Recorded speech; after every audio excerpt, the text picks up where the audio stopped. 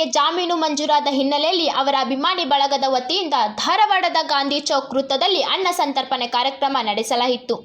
ಜಾಮೀನು ದೊರೆತ ಸಂತಸದಲ್ಲಿ ಅಭಿಮಾನಿಗಳು ಸಂಭ್ರಮ ವ್ಯಕ್ತಪಡಿಸಿ ಜನನಾಯಕ ಮತ್ತೆ ಜನರ ನಡುವೆ ಇರಲಿದ್ದಾರೆ ಎಂದು ಹರ್ಷ ವ್ಯಕ್ತಪಡಿಸಿದರು.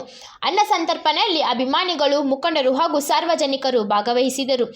ಶ್ರೀ ವಿನಯ್ ಕುಲಕರ್ಣಿ ಅವರಿಗೆ ಇವತ್ತು ಹೈಕೋರ್ಟ್ ಜಾಮೀನು ಮಂಜೂರು ಮಾಡೈತಿ. ಯಾಕಪ್ಪ ಅಂತಂದ್ರೆ ಇವತ್ತು ಮಾನ್ಯ ಶ್ರೀ ವಿನಯ್ ಕುಲಕರ್ಣಿ ಅವರು ಬಡವರ ಪರವಾಗಿ ಇರುವಂಥ ಮನುಷ್ಯರು.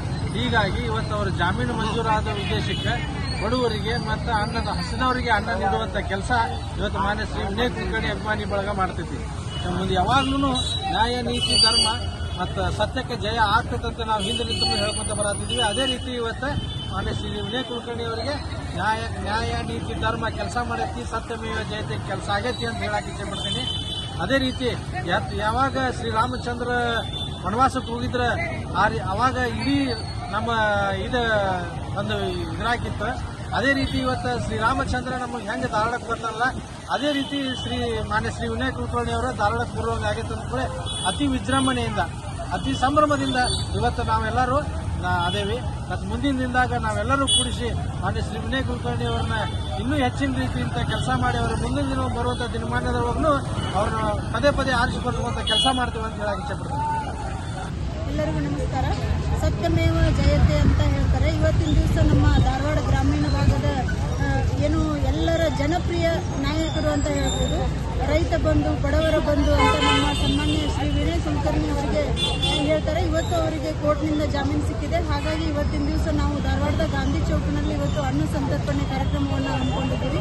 ಬೆಳಗ್ಗೆಯಿಂದ ಜುಬ್ಲಿ ಸರ್ಕಲ್ನಲ್ಲಿ ಪಟಾಕಿಯನ್ನು ಸಿಡಿಸಿ ಅಲ್ಲಿ ಎಲ್ಲರಿಗೂ ಸಿಹಿಯನ್ನು ತಿನ್ನಿಸುವುದರ ಮೂಲಕ ಸಂಭ್ರಮಾಚರಣೆಯನ್ನು ಮಾಡಿದ್ವಿ. ಅದೇ ರೀತಿ ಹೆಬ್ಬಳ್ಳಿ ಅಗಸಿಯಲ್ಲೂ ಸಹ ಆಯಿತು, ವರ್ಲ್ಡ್ ಕಾಲೋನಿಯಲ್ಲೂ ಆಯಿತು. ಈಗ ಇಲ್ಲಿ ಗಾಂಧಿ ಚೌಕದಲ್ಲಿ ಸಂಭ್ರಮಾಚರಣೆಯನ್ನು ನಾವು ಮಾಡ್ತಾ ಇದ್ದೀವಿ.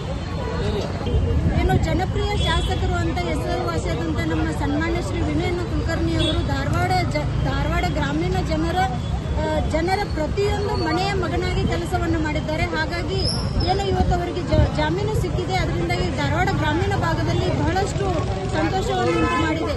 ಅವರು ವಿನಯ್ ಅಣ್ಣನವರು ಇಲ್ಲದೇ ಇದ್ದಾಗಲೂ ಸಹ ಶಿವಲೀಲಾ ವಿನಯ್ ಕುಲಕರ್ಣಿ ಅಕ್ಕನವರು ಬಹಳಷ್ಟು ಕೆಲಸಗಳನ್ನು ಅವ್ರ ಮನೆಗೆ ಯಾವುದೇ ಕಾರ್ಯಕರ್ತರು ಹೋಗಲಿ, ಯಾವುದೇ ಸಣ್ಣ ಕೆಲಸವನ್ನು ತಗೊಂಡು ಹೋದಾಗಲೂ ಬಹಳಷ್ಟು ಪ್ರೀತಿಯಿಂದ, ಖುಷಿಯಿಂದ ಕೆಲಸವನ್ನು ಮಾಡಿಕೊಡ್ತಾ ಇದ್ರು.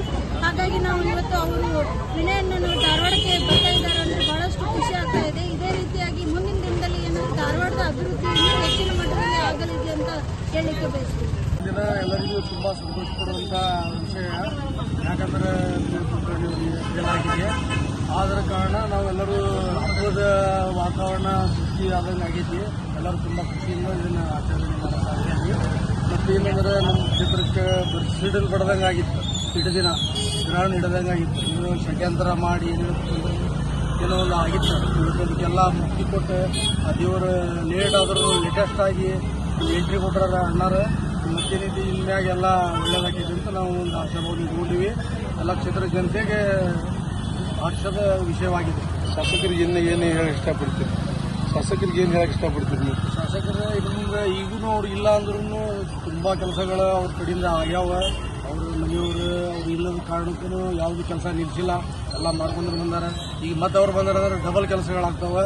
ಹಿಂಗೆ ಮುಂದುವರಿಲಿ ಅನ್ನೋ ಒಂದು ನಮ್ಮೆಲ್ಲರೂ ಅಭಿಪ್ರಾಯ. ಹಿಂಗಪ್ಪ ನಮ್ಮ ಬಸವರಾಜನ ನಾವೆಲ್ಲ ಕೂಡಿ ಊಟದ್ದು ಎಲ್ಲ ವ್ಯವಸ್ಥೆ ಮಾಡಿದ್ವಿ. ಅನ್ನಾರ ಬರೋದು ನಮ್ಗೆ ಭಾಳ ಹಬ್ಬದ ವಾತಾವರಣ ಆದಂಗೆ ಆಗೈತ್ರಿ ಸರ. ನಾವು ಹೆಂಗಂದ್ರೆ ನಮ್ಮಪ್ಪ ನಮ್ಮ ಪೂಜಿಸ್ತಾ ಇಲ್ಲ, ನಾವು ವಿನಯನ್ನಾರ ಅಷ್ಟು ಪೂಜಿಸ್ತೀವಿ. ವಿನಯನ್ನಾರ ಅಂದ್ರೆ ಅಷ್ಟು ಪಂಚಪ್ರಾಣ.